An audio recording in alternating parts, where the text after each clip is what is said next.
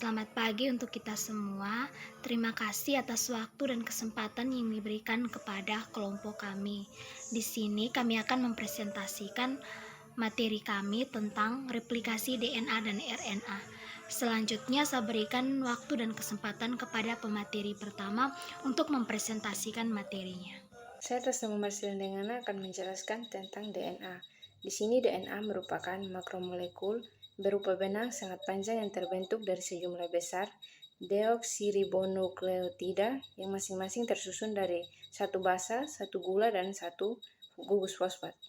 DNA sendiri merupakan suatu senyawa kimia yang penting dalam makhluk hidup. Tugas utamanya yaitu membawa materi genetik dari suatu generasi ke generasi berikutnya. DNA juga merupakan senyawa polinukleotida yang membawa sifat-sifat keturunan yang khas pada kromosom. DNA penting dalam hal hereditaritas. DNA adalah materi herediter di dalam sel dan dalam bentuk urutan kode dari amina heterosiklik. Manusia memiliki biasanya 46 untaian DNA. Mereka dikenal sebagai kromosom. Kromosom ini dipopulerkan oleh Waldeyer 1888 yang katanya kroma artinya warna dan soma artinya badan. Jadi kromosom adalah benda-benda halus berbentuk lurus seperti batang atau bengkok dan terdiri dari zat yang mudah mengikat satu warna lain di dalam nukleus. Kromosom berfungsi membawa sifat individu dan membawa informasi genetik karena di dalam kromosom terdapat gen. Gen sendiri adalah daerah tertentu pada setiap kromosom yang berisi informasi turun-temurun. Fungsi dari gen adalah yang pertama, mengatur pertumbuhan dan perkembangan dan metabolisme individu. Yang kedua yaitu menyampaikan informasi genetik dan dari generasi ke generasi berikutnya. Baik, selanjutnya saya Fulgentiana Agatha Uwa. Di sini saya akan mempresentasikan materi selanjutnya tentang struktur DNA. Nah, tiap-tiap nukleotida terdiri dari 3 komponen utama, yakni ada gugus fosfat, gula deoksiribosa, dan basa nitrogen atau nukleobasa. Pada DNA, nukleobasa yang ditemukan adalah adenin, guanina, sitosina, dan timina. Nukleobasa yang terhubung dengan sebuah gugus gula disebut sebagai nukleosida, dan nukleosida yang terhubung dengan satu atau lebih gugus fosfat disebut sebagai nukleotida. Nah, polimer yang terdiri dari nukleotida yang saling terhubung menjadi satu rantai disebut sebagai polinukleotida. Rantai punggung untuk DNA terdiri dari gugus fosfat dan gula yang berselang-seling. Gula pada DNA adalah gula pentosa atau berkarbon 5, yaitu 2-deoksiribosa. Nah, 2 gugus gula terhubung dengan fosfat melalui ikatan fosfodiester antara atom karbon ketiga pada cincin satu gula dan atom karbon kelima pada gula lainnya. Ikatan yang tidak simetris ini membuat DNA memiliki arah atau orientasi tertentu. Selanjutnya saya akan menjelaskan mengenai RNA. RNA adalah molekul polimer yang terlibat dalam proses mengkode, dekode, regulasi, dan ekspresi gen. RNA dirakit sebagai rantai nukleotida dan ketika ditemukan di alam sebagai untaian tunggal yang melipatkan dirinya sendiri daripada untaian ganda berpasangan. Organisme seluler menggunakan RNA untuk menyampaikan informasi genetik untuk menunjukkan basa nitrogen seperti guanin, adenin, sitosin, dan urasil yang mengarahkan sintesis protein spesifik dan berfungsi sebagai penyimpan informasi genetik. Selanjutnya pada slide terlihat struktur daripada RNA. Struktur RNA terdiri atas satu rantai atau heliks tunggal dan memiliki rantai nukleotida yang lebih pendek. RNA terdiri atas basa nitrogen guanin yang berpasangan dengan sitosin dan adenin RNA berpasangan dengan urasil. Baik, saya Yusuf Banabalun, saya akan menjelaskan tentang tipe RNA. Yang pertama, RNA duta. RNA duta atau mRNA disintetis dengan RNA polimerase 1, memiliki struktur yang pendek dan tidak stabil sesuai dengan kode genetik DNA yang dibawanya, dan kode genetik disimpan dalam bentuk triplet nukleotida atau kodon. Yang kedua, RNA ribosomal atau rRNA disintetis dengan RNA polimerase 2, memiliki struktur yang panjang dan stabil disebut RNA ribosom karena merupakan penyusun ribosom bersama dengan protein dalam sitoplasma sel. Yang tiga, RNA transfer atau tRNA disintetis dengan RNA polimerase 3, memiliki struktur yang paling kecil jika dibandingkan dengan mRNA dan rRNA. tRNA terdiri atas 75-95 nukleotida yang stabil karena diikat oleh ikatan hidrogen. Baik, saya akan melanjutkan materi yang berikut, yaitu tahapan replikasi DNA. Yang pertama, garpu replikasi. Garpu replikasi adalah susunan yang terbentuk ketika DNA bereplikasi dan dibuat dampak enzim helikase yang memutus ikatan-ikatan hidrogen yang menyatukan kedua untaian DNA, membukanya untaian ganda tersebut menjadi dua cabang yang masing-masing terdiri dari sebuah untaian tunggal DNA.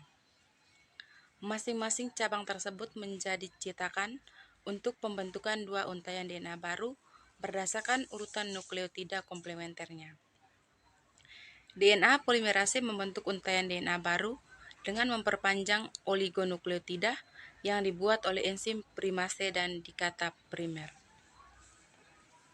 Yang berikut, pembentukan lagging strand.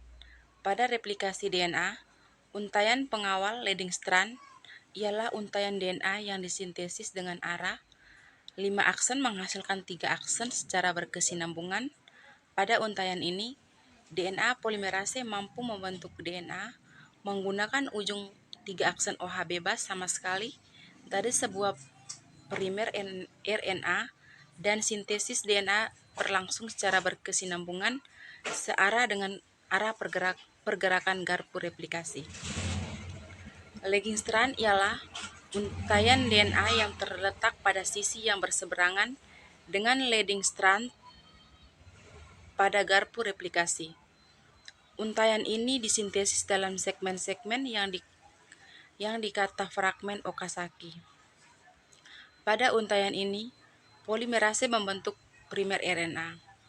DNA polimerase dengan demikian dapat menggunakan gugus OH3 bebas sama sekali pada primer RNA tersebut untuk mensintesis DNA dengan arah 5 aksen menghasilkan 3 aksen. Fragmen primer RNA tersebut lalu disingkirkan misalnya dengan RNase H dan DNA polimerase I. Dan deoksiribonukleotida baru ditambahkan untuk mengisi celah yang tadinya ditempati oleh RNA.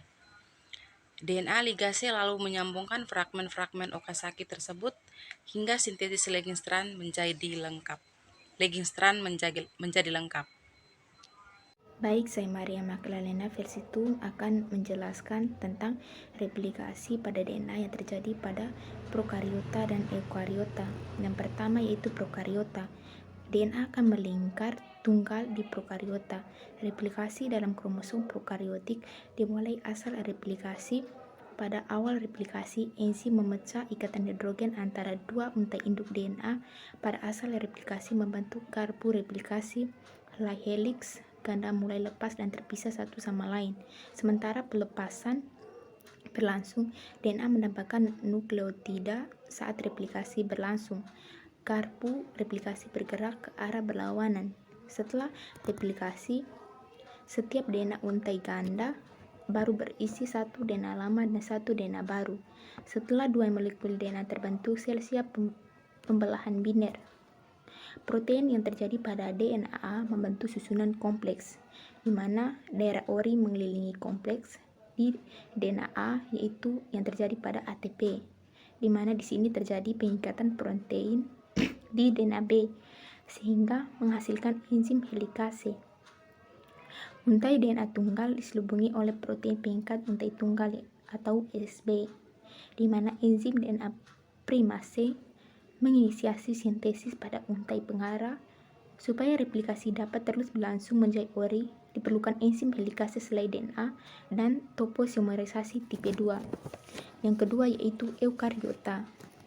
Tidak seperti pada prokariota, eukariota memiliki DNA dalam jumlah yang sangat besar. Oleh karena itu, replikasi DNA pada eukariota cukup kompleks dan melibatkan banyak proses biologis. Karena jumlah DNA besar, ada beberapa titik asal replikasi yang membentuk gelembung. Di daerah-daerah ini, enzim memutuskan untaian dan mulai mentranskripsi dalam arah yang berlawanan pada setiap molekul DNA. Di sini DNA polimerisasi mensintesis dua untai DNA baru. Saat replikasi berlangsung, nukleotida baru ditambahkan ke molekul DNA yang sedang tumbuh. Dalam proses replikasi selesai, ketika garpu replikasi saling bertemu. Setelah proses replikasi selesai, sel siap untuk dimitosis. Dalam regulasi oleh setiap protein kompleks siklin atau cyclin dependent protein kinesis atau CDKS itu diaktifasi oleh sinyal pertumbuhan di permukaan sel, di mana CDKS itu memainkan fosforilisasi dengan mengaktifkan protein-protein yang diperlukan untuk inisiasi pada masing-masing ori, di mana DNA diberi keleluasan dari nukleosom pada garpu replikasi, di mana gerakan garpu replikasi diperlambat sekitar 50 pb tiap detik. Sederetan request tandem 20 hingga 50 replikon mengalami inisiasi secara serempak pada waktu tertentu selama fase S. Demikian pembahasan dari kelompok kami.